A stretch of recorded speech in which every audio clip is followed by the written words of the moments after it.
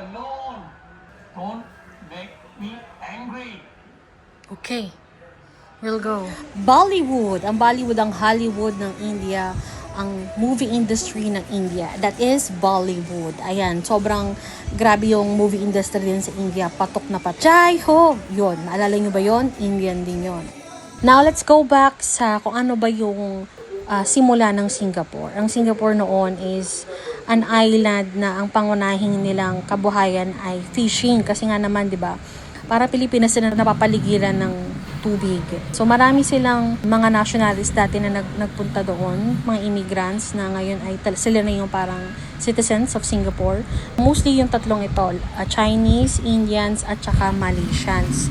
And iba pang lahi sa Asia. Yun yung parang composition ng mga citizens ng Singapore. And dati, hindi pa ganun kaunlad ang Singapore.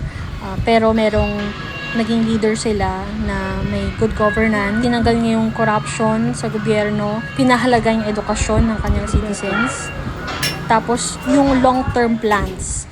Kasi yung mga politiko, parang nag-hesitate sila na magplano ng mga 10 years, 15 years in the making ng mga gusali o roads or mga establishment na matatagal matapos. Kasi, ang term lang naman ng presidente, 6 years. So, parang ikaw magsisimula, pero ang ribbon cutting, ibang presidente na. So, ang recognition, hindi na mapupunta sa'yo. Hello. Hello. Ready? Leave me alone. My lights are off. My lights are off. Leave me alone. Yeah. Go down to the water. Get a job. Don't make me angry. Too much noise. Let me sleep. Pero itong presidente nila, mahaba actually ata yung reign, si Lee Kuan Yew. Ang ganda ng vision niya sa bansa. Ito yung parang mga work nila dati, tailor, mga merchants, brick maker, fruit vendors, dami, iba't ibang klase.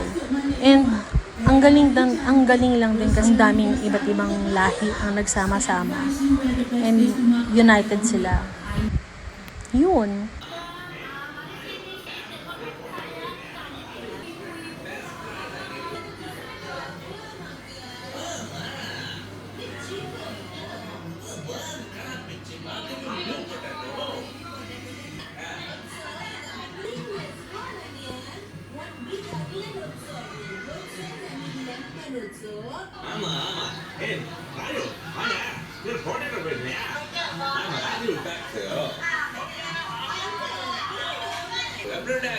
Sinakop din sila ng mga Hapon, ang Singapore noon.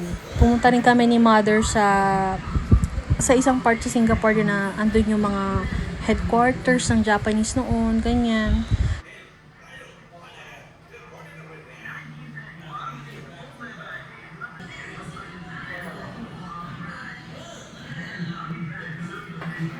Ito nakikita natin ngayon. Ito yung sa Madame Tussauds, Singapore. Ayan, meron siyang mga guides na AI.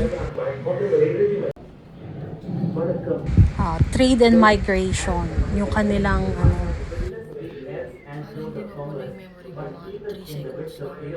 spices. The rubber boom. Sa puno yun eh.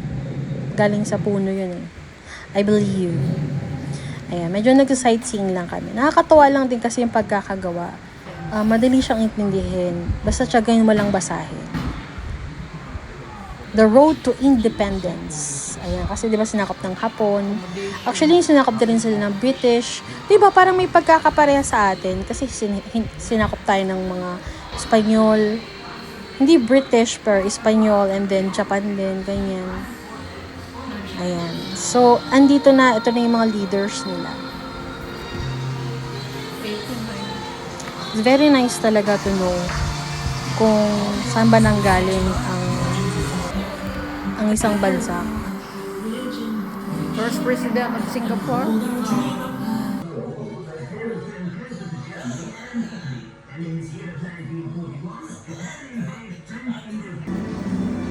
Ayan. Ito naman parang boat ride, pero makikita mo yung mga interesting sites na naganap sa Singapore. diba? Ang gulo ng camera. Pasensya na. Ayan, nakikita natin yung parang garden. Yung garden domes. At ito yon. Maganda rin, tourist attraction din siya. May libre na pagpasok, meron din yung mga pwede mong bayaran para mas merong para exhibition na ginaganap doon sa dome na yun. Pero free namang to enter. Ito naman, Singapore at night. Meron silang mga museum na bukas din hanggang gabi. Meron din silang safari na gabi, bukas din ng gabi. Diba, nakakatuwa? Ito naman yung S1. Nice. Kasi dito ginaganap. Ayan, Mother and Me. For sure sikat to. Hindi ko lang nakikilala. Ito yung sa part sa Singapore na Indian town, parang ganon. O Chinatown pala, sorry naman. Chinatown. May Chinatown din na part. Ito yung sa Indian. Malapit kami dito yung pinagstayan namin ni Mother. Dragon. Merong mga mosque doon, temple. Kasi nga, diba, iba't iba silang lahi. It was very, interesting to see. Kasi parang, isang bansa yung pinuntahan mo, pero parang tatlong kultura yung mararanasan mo. Chinese, Indian, tsaka Malay. Ayan. Very short but very comprehensive tour.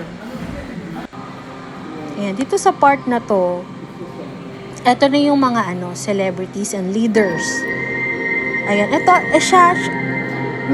nandyan yung mga leaders. Si Obama, andyan din si Queen Elizabeth, mga presidents, not necessarily presidents pala, pero mga leaders of countries na made a very big difference sa kanilang bansa. Si Nelson Mandela ng Africa. Eventually, naging inid niya yung apartheid. Ay, Nelson Mandela. South Africa's first president. Kailan niya yung discrimination na gawin. Yung mga peaceful people na pinupunta ng world leaders. Si, Mahatma Gandhi. Yun si Mahatma Gandhi. Yeah. Merong doon, kiosk na pwede mong alamin kung ano yung ito yung si Mahatma contribution ng mga nandoon nakadisplay. Ito naman mga athletes that made really a difference, made a mark sa kanilang larangan ng sport. Serena Williams, nakita nyo kanina. Okay.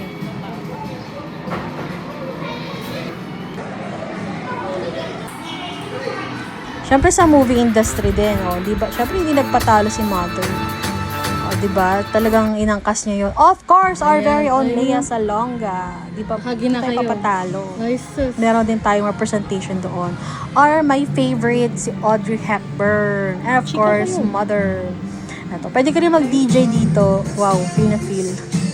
Nahiya. Ayan, go ma. DJ. Tugs.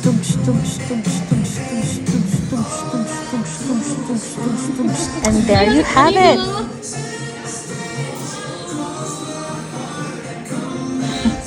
Michael Jackson, of course.